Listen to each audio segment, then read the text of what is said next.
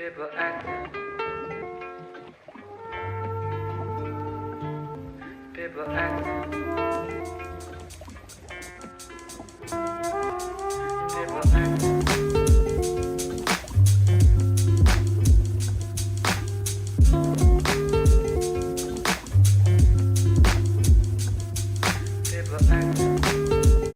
Before we start the video, can we just appreciate this amazing art? Like, look at it's just sparkles. Chef's kiss sparkles. Amazing. Also, I have a request. I want to change my intro into an edit, but I can't do it myself. So I'm here asking if one of my lovely subscribers can make one for me, face with big pleading eyes. If you do want to, let me know in the comments and I'll give you my email.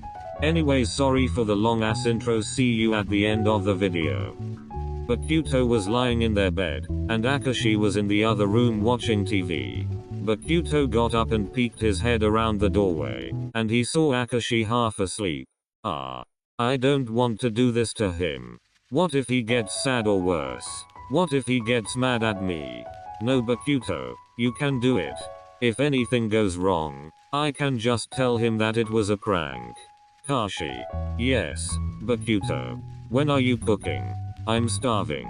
Oh, yeah, sorry about that. It is getting pretty late. I'll go cook something. Is there something you want? No, just make something. Okay. Akaashi got up and started making something he knew Bokuto liked. Bokuto walked into the kitchen and scoffed, making Akaashi turn around to face him. Is there something wrong? Yes, of course, there is. Why are you making that? I hate it when you cook that. Akaashi was confused, because Bokuto wasn't one to shout, especially not at him, and he was under the impression that Bokuto liked whatever he was making. I'm sorry, I can make. Bokuto crossed their kitchen in 2 steps and slapped the spoon from his hands, making Akaashi jump back into the stove. Just order something. I hate it when you cook. Anyone would think you would be good at it considering how fat you're getting. Like, seriously, Akaashi. You look. The echo of a slap rang throughout the kitchen. Akaashi had hit him so hard he could see his handprint, red, on his face. Bokuto snapped his head back to look down at his boyfriend, who now had tears flowing down his face. Why would you? A heavy sob ripped from him and he turned around and ran upstairs to their bedroom. Kashi. Bokuto was on his heels as he ran after him and he caught him at the bedroom door. Akaashi had made his way into the room, and when he turned around to close the door he saw Bokuto right there. He did his best to try and push him out the door, but Bokuto was physically stronger than him. Akaashi, please. No. Go. Just no. No, listen, you don't understand. It was just a prank. That doesn't make it okay. That's not an excuse. Bokuto winced and pulled back a bit. He knew that he was right. You know what my insecurities are, and even if you were just joking, it still hurt Kotaro.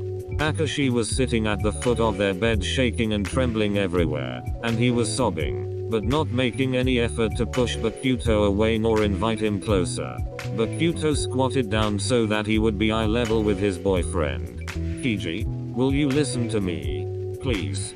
It was silent except for Akaashi's sobs bouncing off of the walls of the room. I'm really sorry. I shouldn't have said those things about you. I know how sensitive you are about your weight. Can I tell you something though? I don't know why you're so worried about you being fat. Because you're not. You're pretty, Kashi. Want to know why? Because you're my baby owl. Akaashi was refusing to look at him. He was staring at the ground. He sniffed and looked up at Bokuto, who was smiling slightly. I accept your apology, Ko. Really? His eyes lit up like a child's, which made Akaashi chuckle just a little bit. Yes, really. But you're cooking dinner tonight. Or really? Do I have to? Akaashi stood up and started to walk out of the room and back downstairs. Yes, you do.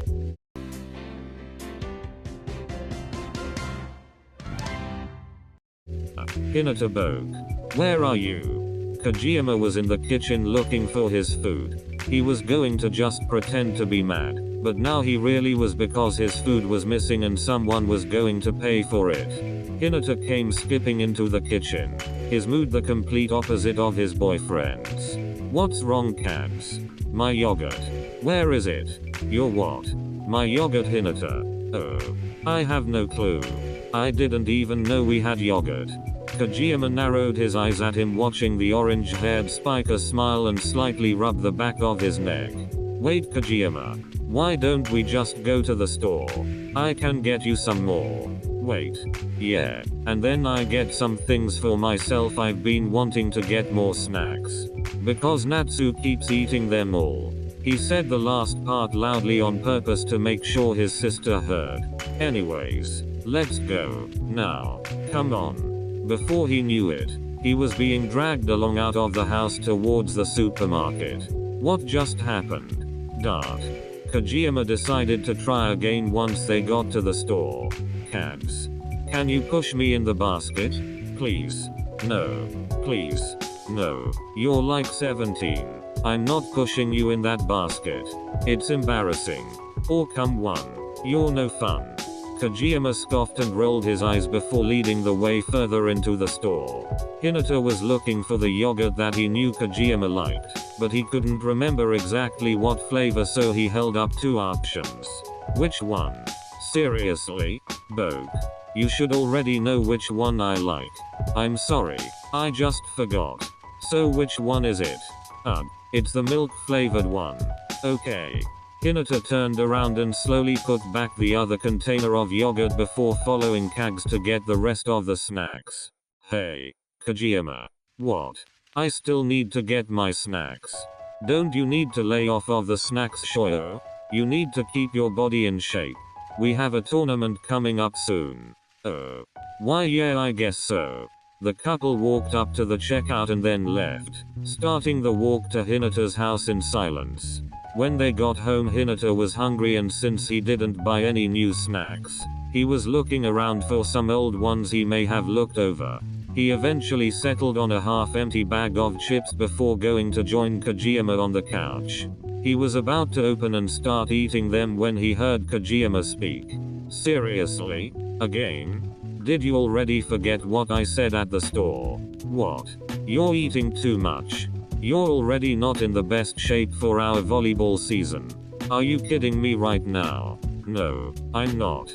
Kageyama snatched the bag out of his hands and got up to go throw them away.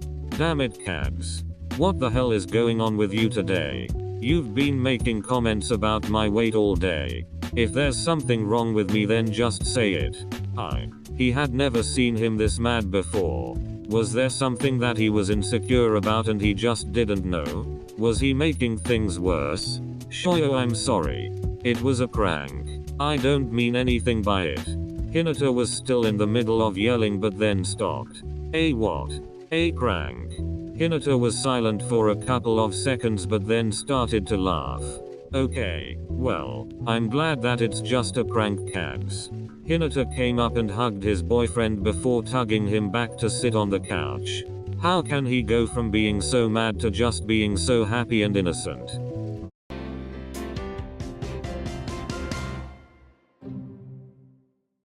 Swear to God, if Tanaka jumps me. Asahi, can you come here for a second? Noya was probably in the kitchen trying to find something to eat, and Asahi was waiting for him in the living room. Okay, it's fine. You can do it. Just be a little mean to him. What do you want? I just need help with something. Fine, I'm coming. Asahi walked into the kitchen to see Noya sliding off the counter with an awkward smile. What do you want? Can you get my snacks for me? They're too high. I can't reach them even with me standing on the counter. Asahi rolled his eyes and looked at Nishinoya with narrowed eyes. Seriously, Noya? What? You called me so that I can get something off the top shelf for you? I mean, yes. But you do it all the time. I don't see what the problem is now. Oh really? Have you ever thought that maybe I get tired of always having to get stuff for your short ass? The volume of Asahi's voice caused Noya to shrink back. In the empty kitchen, His voice was bouncing off of the walls, making it seem louder and deeper than what it really was. What the hell is your problem, Asahi? You're the problem. You should think more about how lucky you are to be dating someone like me. Asahi realized he may have pushed it a bit when he saw the look on Nishinoya's face. He looked like a small child separated from his mum. Noya wiped at his eyes, before turning and heading towards the door. He was putting on his shoes and he opened the door before he stopped and turned to look back at Asahi with tears now falling down his face. I don't know what the fuck is going on with you, but I'm not just going to stay here and take it. Bye, you fucking asshole. Noya wait. Before he could finish, he turned around and slammed the door, leaving Asahi standing with a dumbfounded look in the hallway. I'm getting jumped. Time skip. It had been a long time since Nishinoya had stormed out, leaving Asahi by himself. I messed up. He had been using this time to think about what he was going to do to get his boyfriend back, and he had two ideas. However, he still had to figure out where his boyfriend ran off to, but it was obvious where he could be. Tanaka's. He left and started the walk to their house. About 25 minutes later he was knocking on Tanaka's doorstep. A few seconds later he was greeted with Tanaka's scowling face. Oh hell no. He was about to close the door when Asahi slammed his hand against the door, preventing it from closing. Babe, what's going on? Who's at the door? Inoshita looked around the corner before rushing over to prevent anything from happening. Go, move. But he. Go. Fine. Tanaka gave him one last glare before disappearing beyond the threshold. Inoshita sighed, bringing Asahi's attention back to him. I'm sorry about him. He's a little mad at you. I could tell. I know, but imagine seeing your best friend crying on your doorstep saying their partner was the cause of it. It was silent for a beat before Inoshita said anything else. Come in. I don't know exactly what happened, but try talking to him. Asahi nodded and walked through the door and immediately locked eyes with Nishinoya. Let's go. Leave them alone. But, I said, let's go. Fine. The couple waited until they were alone before speaking. Why you? I'm sorry. I didn't mean any of it. It was just a stupid prank that I agreed to. Wait, you guys do pranks too? What do you mean? Nothing. Never mind. It makes me feel better knowing you didn't mean anything you said. I'm still mad though. I know you're still mad, but what can I do? Nishinoya was quiet. He looked away and didn't respond. What about nuggets? I'll take you to McDonald's and you can get as many as you want. Dedos. Sure, yeah. You got a deal. He hopped up and started walking happily towards the door. Tanaka, I'm leaving. Thanks for letting me stay. And with that, Nishinoya was leading Asahi to the closest McDonald's they could find to get himself nuggets.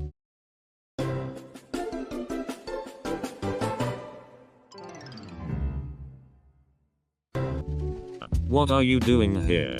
Osamu had just returned home from work and saw Suna sprawled across his bed.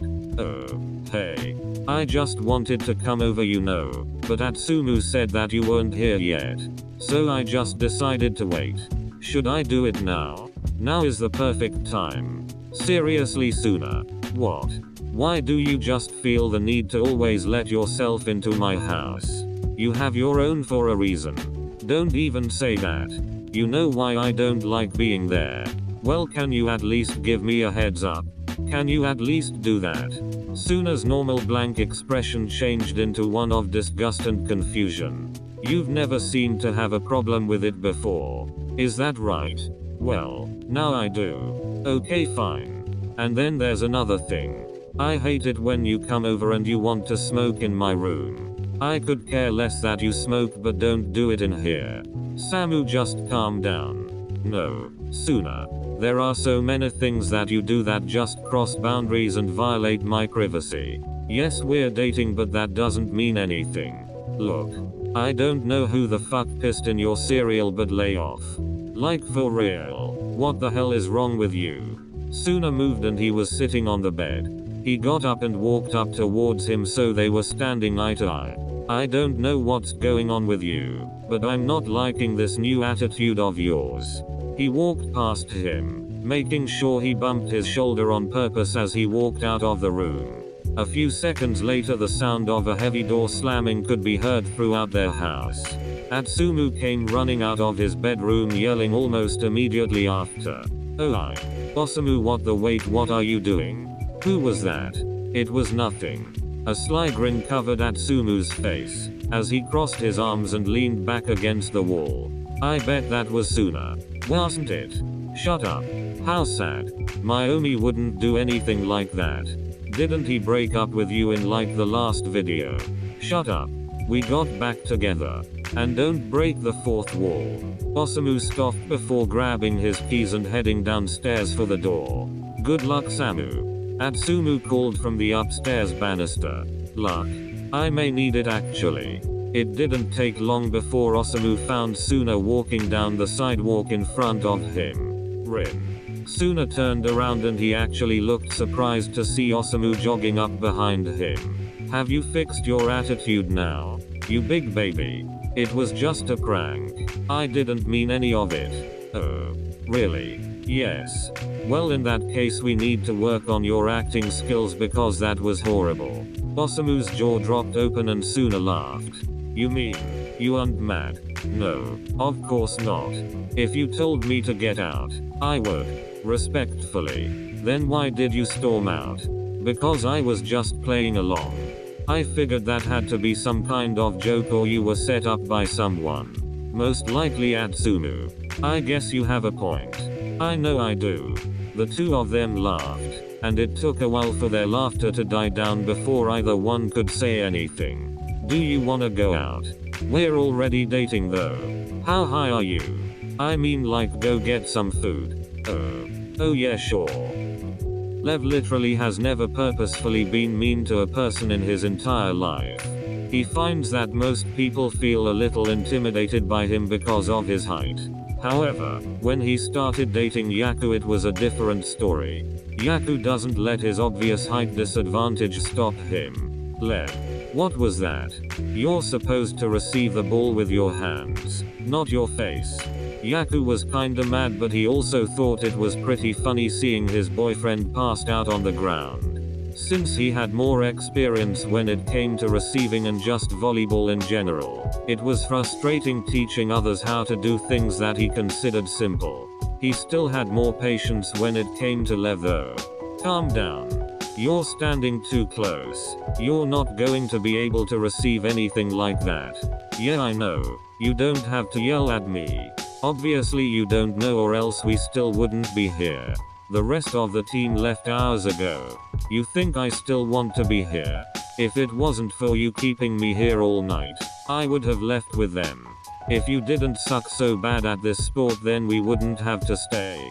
Look, I don't know about you, but I'm sick and tired of being here with you every single day after school to practice. I already see you enough. Yaku paused for a second before he turned and went to go pick up the balls. When he was done he didn't even bother changing, he just went to the gym door. But before he left he turned to look back at Lev. If that's the case, then you don't have to worry about seeing me ever again. You stupid Russian tree. Wait, Yaku. Lev ran out after him just to find Yaku speed walking away from the gym. Yaku, wait. Lev quickly caught up with him and turned him around so that he could face him.